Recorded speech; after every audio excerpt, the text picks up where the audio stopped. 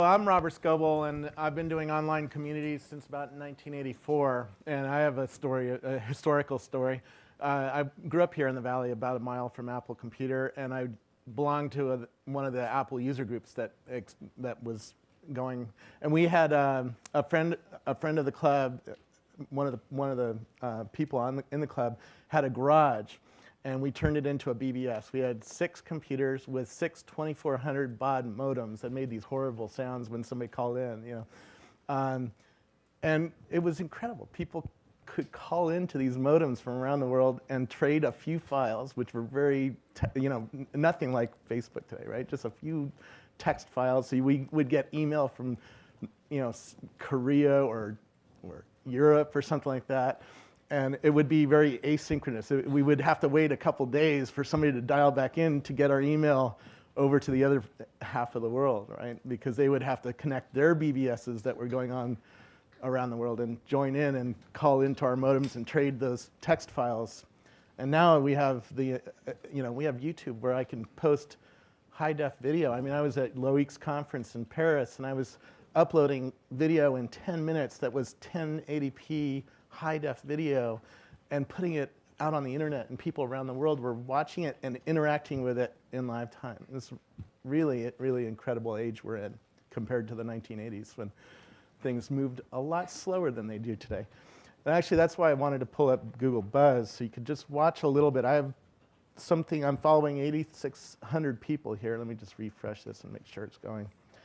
And this world is moving very, very quickly. And so if you're trying to build a brand in this world and get noticed, if you're a musician or a CEO or a business or a social project trying to help Haiti or whatnot, you're going to have to compete with this world that just keeps moving at this speed. And keep in mind, I'm only seeing a very, very tiny slice of this world, right? There's 400 million people on Facebook, and I'm only seeing 8,600 people here on this screen. So, and you can sort of get a sense of, it just keeps moving all day, all night. You can get on at 2 in the morning and see Loic, twittering with his friends, but it just keeps moving like this all day long. Hey, Scoble. And you guys can do this too.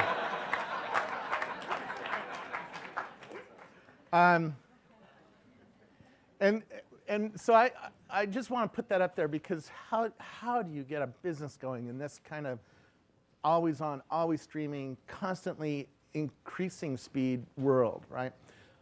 I say start with 4 people, or maybe 40. ICQ is a good example of this. They released to 40 people on November 1st, 1996.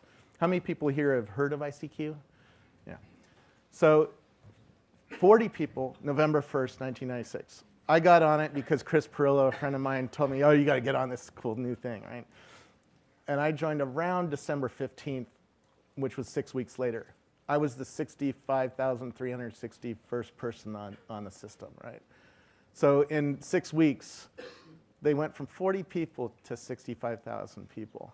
And that was in 96. So today, everything has compressed. How does that happen? When I quit Microsoft, so I worked at Microsoft for 3 years and was a blogger and a videographer there, going around doing interviews with all sorts of people there. When I quit Microsoft, I told 15 people at a conference smaller than this room. And I told them to keep their mouth shut until Tuesday, right? This was a Saturday. Because I hadn't told my boss that I was actually quit. I was in discussions with him, and he knew it was coming, but I hadn't actually made the call and said, I'm quitting. And of course it leaked. But it leaked from a guy I didn't even know. So it wasn't an A-lister. It wasn't Mike Arrington or Ariana Huffington or anybody like that. It was a guy I didn't even know, right? And I know thousands of people. I study this world every day. Wagner Edstrom, Microsoft's PR team, was tracking how many media hits it got. And they said within 3 days, 50 million people saw that I had quit Microsoft. From those 15 conversations. I didn't do a press release. I didn't call up the Wall Street Journal. I didn't try to build a PR thing. I just told 15 people, and they found the story interesting enough to tell their friends about it. It leaked from a guy who I didn't even know. And the story started doubling. So it's leaked at 7 p.m., and every 8 minutes it doubled. So it went from 1 blog to 2 blogs to 4 blogs. And when it hit about 8 blogs, I called my boss. And I said, I'm quitting. Because I knew within 15 or 20 minutes he was going to see it on his screens. And then he would be even more pissed than he would have been if I had not called him. Luckily, I caught him before he saw it. But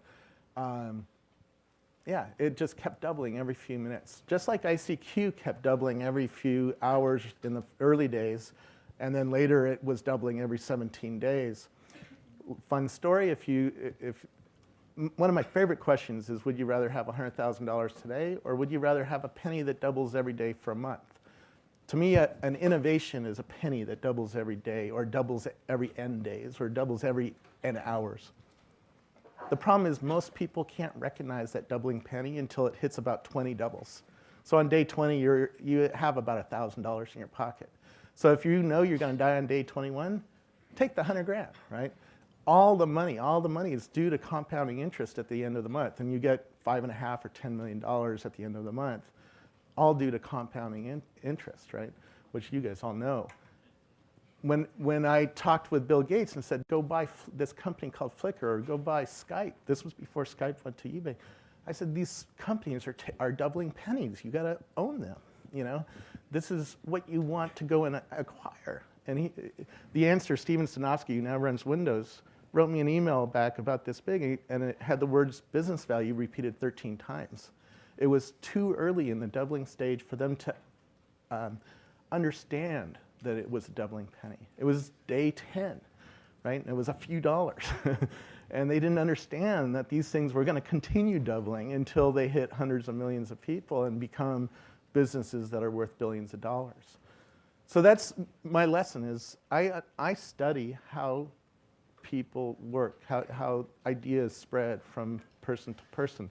If you come to my Twitter page, you'll see a list of tech company executives or innovators or tech companies.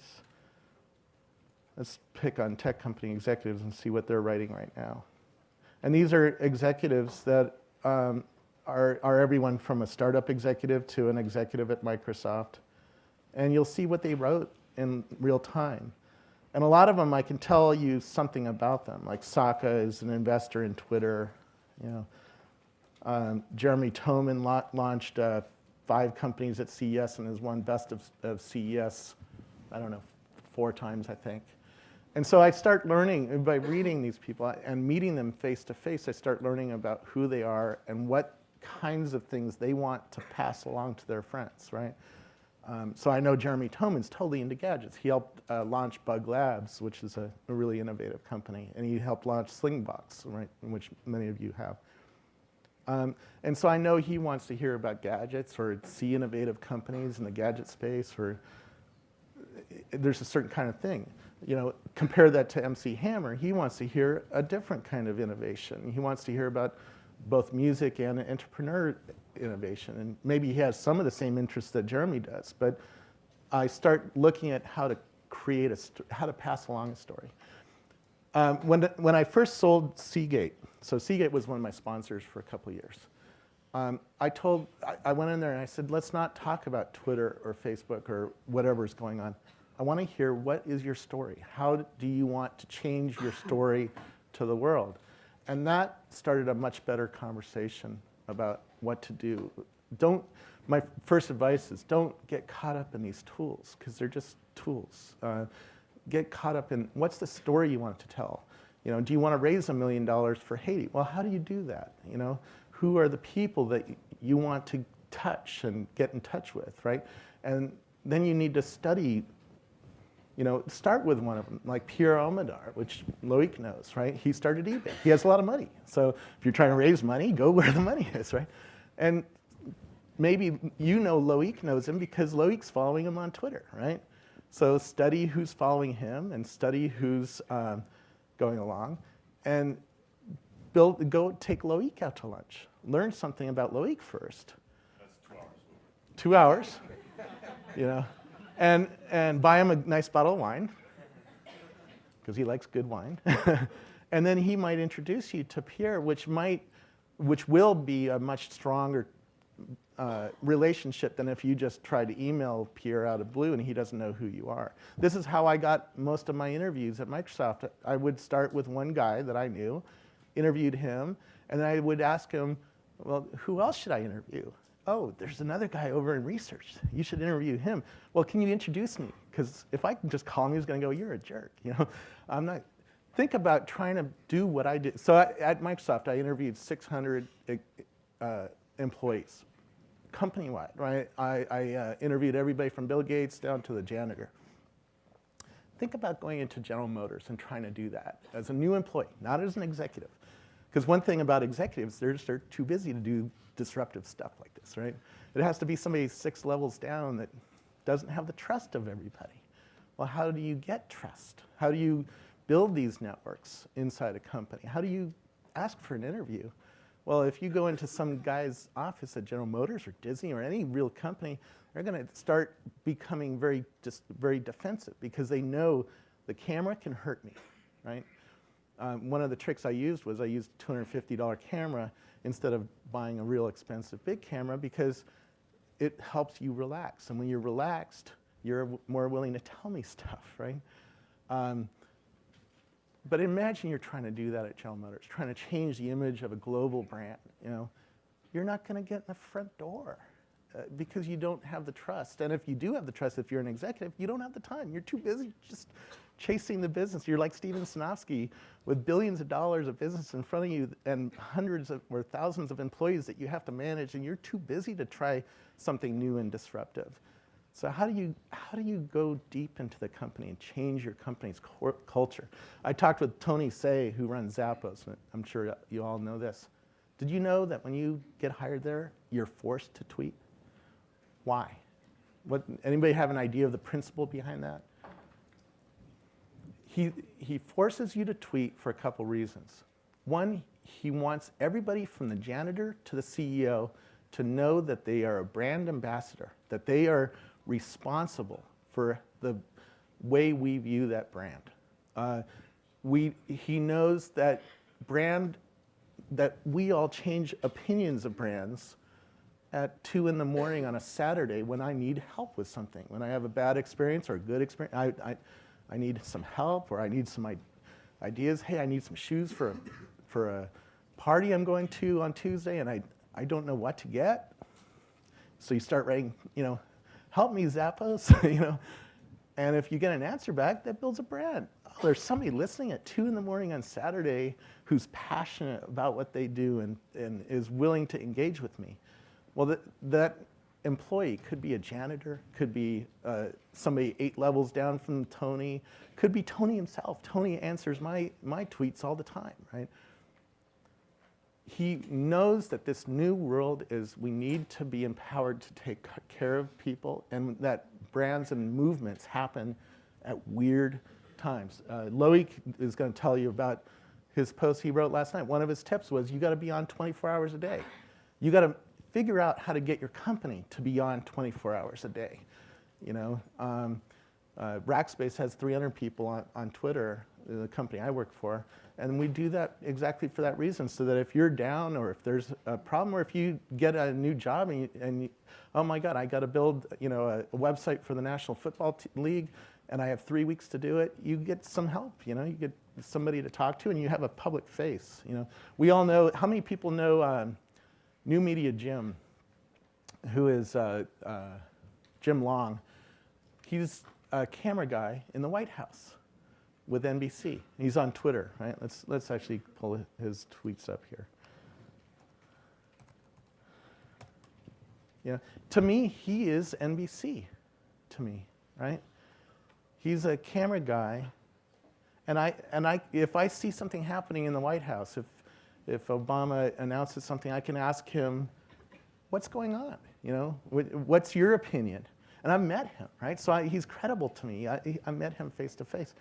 And he'll answer back. You can see he's answering people back. If I have problems with my Comcast line, I go to Comcast Cares. You know, I Twittered him and I said, hey, I'm having problems uploading my videos. And the videos, after I got home from Loic's conference, he had a gigabit line, and my videos were going up in 10 minutes, and the same video would take an hour and 10 minutes at home. And I said, how can is there any way to increase my speed? And he actually, while I typed with him, he checked and he said, yeah, you can't get high-speed lines in the Half Moon Bay, but we can upgrade your router. So reboot your router and you get another half a megabyte of upload speed. And it made a little bit of a difference. Now that it takes 50 minutes to upload that same video. But that made me feel better about this brand. That was a faceless mega corporation that I would have to sit on hold for an hour and a half just to get to a human being like this, you know. Ford, Scott Monty, you know. Yeah, how many people have heard of Scott Monty before today? A few, right?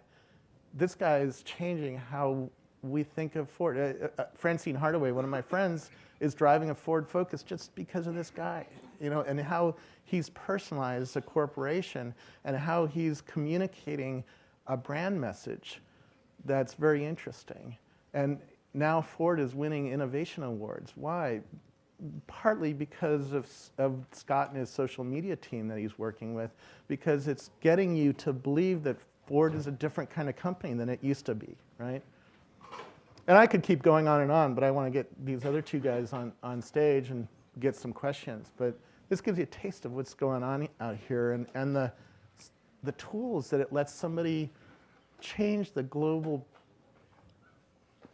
meme in my head of what Ford is. And this guy might even be working out of his house in his pajamas. I don't know. You know, he has a DSL line like I do, or a Comcast line. It's an interesting world we're living in. One last thing that I want to leave you with, because now that I'm studying tens of thousands of people, I'm studying 17,000 people coming to me on Twitter and 8,000 people in Google Buzz. And I watch this on a big screen, so I have two big screens that I can see a lot more than I can hear. I find that the people in this industry who have studied this and built online networks around the world, we're craving intimacy now. And that gets back down to the four people. We're craving less of this kind of experience. What? Yeah, okay. We're craving less of this kind of experience and more of an intimate dinner conversation with four people. And turn that around, you find the right four people, you can change the world.